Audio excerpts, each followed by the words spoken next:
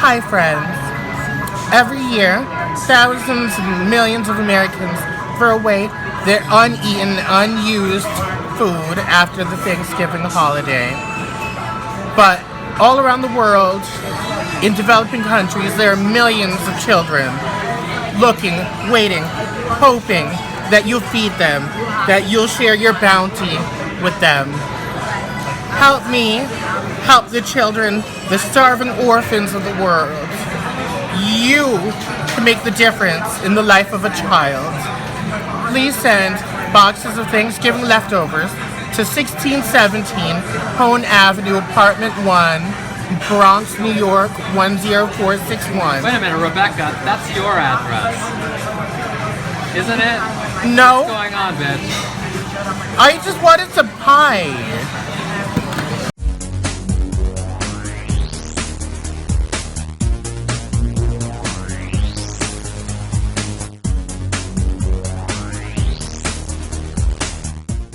Welcome to the View! Welcome to the View, where we're back at the the Gotham West market. Not to be confused with Chelsea Market, as Michael did earlier, hence his 90-minute lateness. Yeah, and we now know where we are, and we are here to shockingly late. We are here to discuss another shocking thing, Michael Musto's most shocking Michael Alig memory, not to be confused with Michael Musto's 10 most shocking Party Monster memory, because he has 10 shocking Alig and 10 most shocking Party Monster that he sold to different magazines. Well, he's devoted his career right now to like making lists of 10 most something or another. Yes, 10 most shocking list of shopping lists.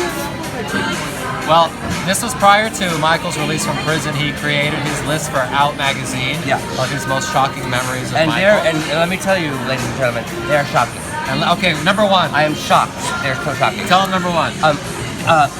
One of my first interactions with one of my first interactions with Alig had him entering a 1980s talent contest I judged at the Wild and Woolly Club Dance Area. Now, this was the first time I met Michael Musto, actually, and it was Andy Anderson's talent contest.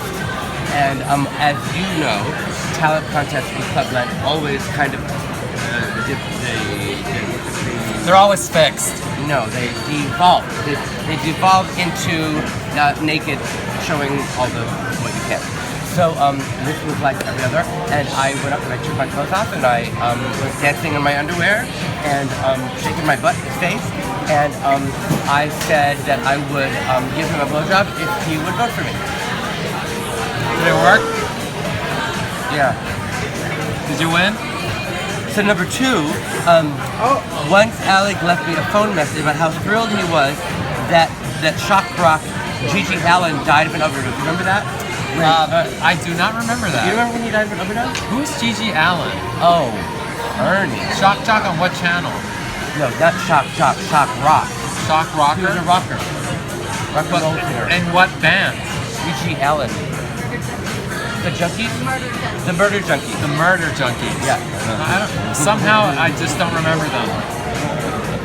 One of our viewers does. You remember the Murder Junkies? I remember Junkies and I remember a murder, but not the Murder Junkies. Okay. Well, the Murder Junkies were kind of like in their early 90s, and he was on the was it Jenny Jones? It was one of those shows. It was me and Richie and Julie and Walt. And Julie did not want to do the show because she was done with those shows. And this was like in 92, 93. And the only reason she did it was because she wanted to get looking for Project X. So she agreed to do it on the condition that we, talk a lot about Project X.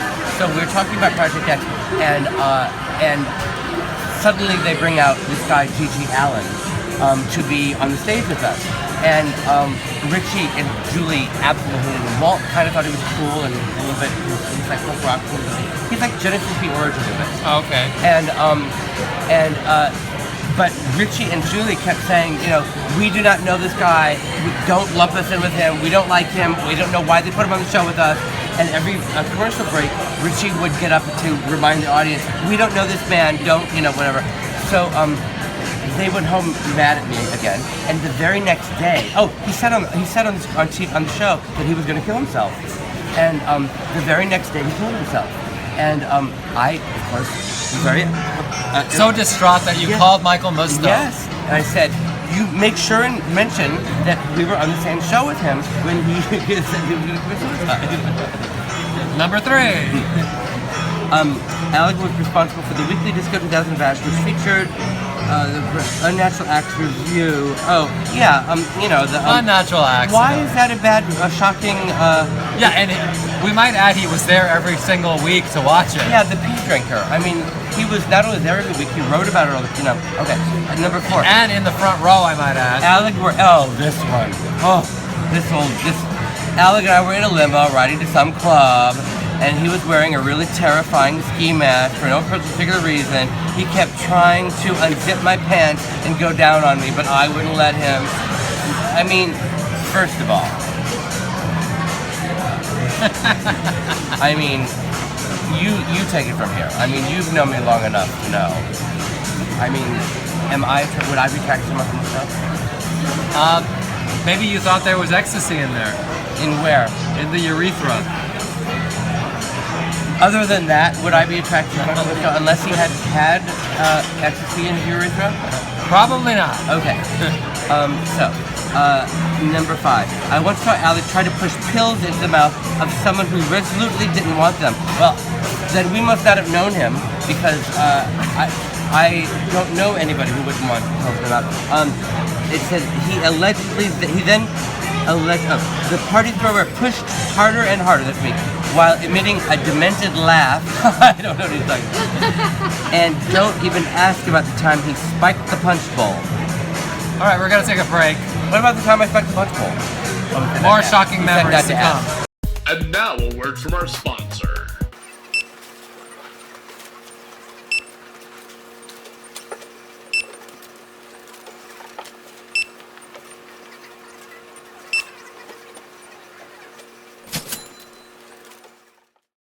Welcome back to the Pew. Welcome back to the View. Okay. More shocking memories. Okay. Of Michael Musto. There was talk about Alig keeping some German boy as a drugged out indentured servant. Whose name was Kim. His name is Kim. And he was real. And he was real. We met him in Germany. Ernie met him. Well, we brought him back from Germany. Yeah. It says... That's our indentured servant he sex then slave. allegedly pawned him off to another promoter for money when things got too messy. Well, that was true also. Yeah, except that I did not pawn him off.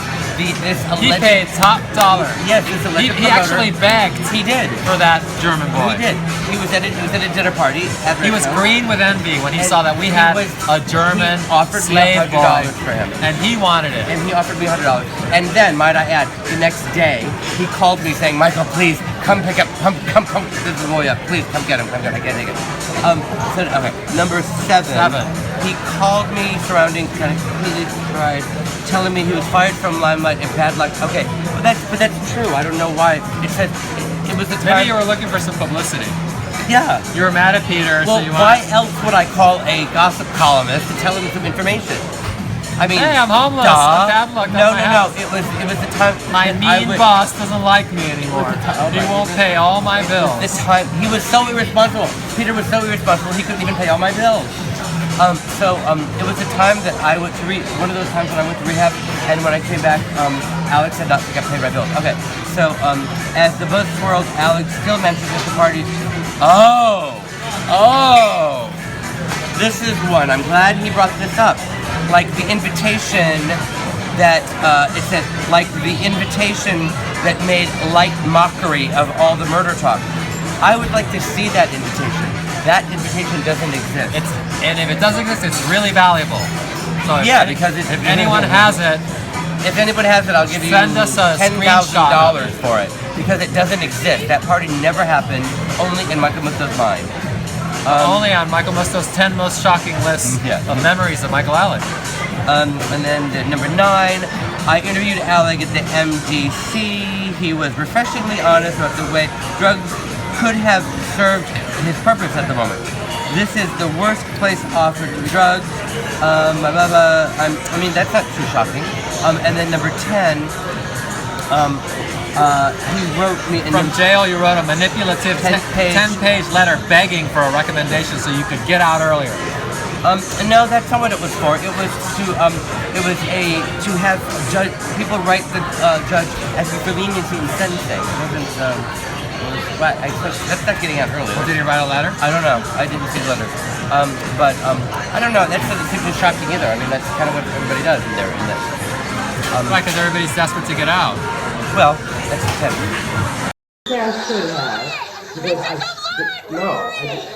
Bitches want to know. Bitches want to know why you just got rid of the bitches want to know question. Bitches want to know what Kyoki wants. Let's see what Kyoki wants. No. Kyoki? Not the phone. I thought you knew what he was talking about. Yes.